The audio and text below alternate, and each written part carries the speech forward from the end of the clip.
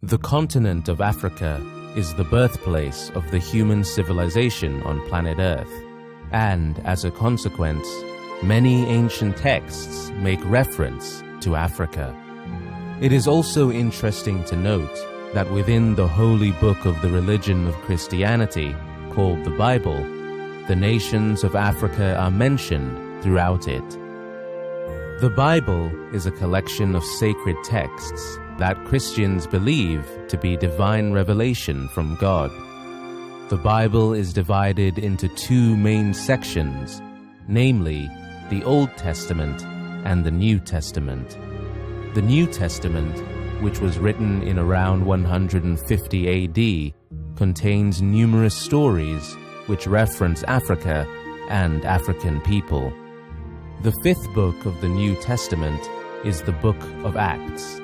It is also known as the Acts of the Apostles. Within chapter 8, verse 27, the following statement is provided. But an angel of the Lord spoke to Philip. The angel said, "Arise and go southward along the road that goes from Jerusalem down to Gaza. This area is deserted." But Philip arose and went, and behold, there was a man of Ethiopia, a eunuch of great authority under Candace, queen of the Ethiopians.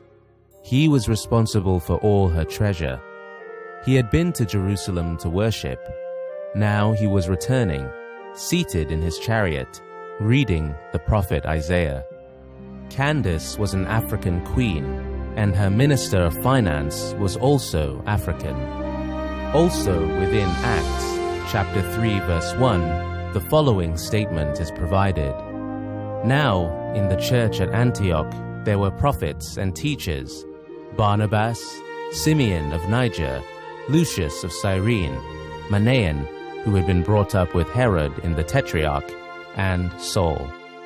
Both Simeon and Lucius of Cyrene were Africans. The third book in the New Testament is the book of Luke. Within chapter 23, verse 26, the following statement is provided.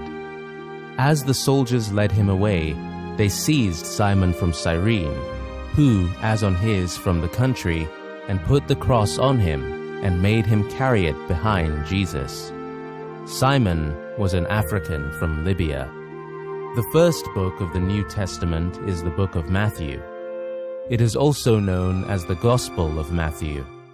Within chapter 12, verse 42, the following statement is provided. The Queen of the South will rise at the judgment with this generation and condemn it. For she came from the ends of the earth to listen to Solomon's wisdom, and now something greater than Solomon is here. The Queen of the South is a reference to the Queen of Sheba, who was an African queen. We find that throughout the Christian texts of the Bible in the New Testament, Africa and Africans are mentioned over and over again. It is also worth noting that within the Old Testament, the African nations and stories of noteworthy African people are mentioned even more frequently.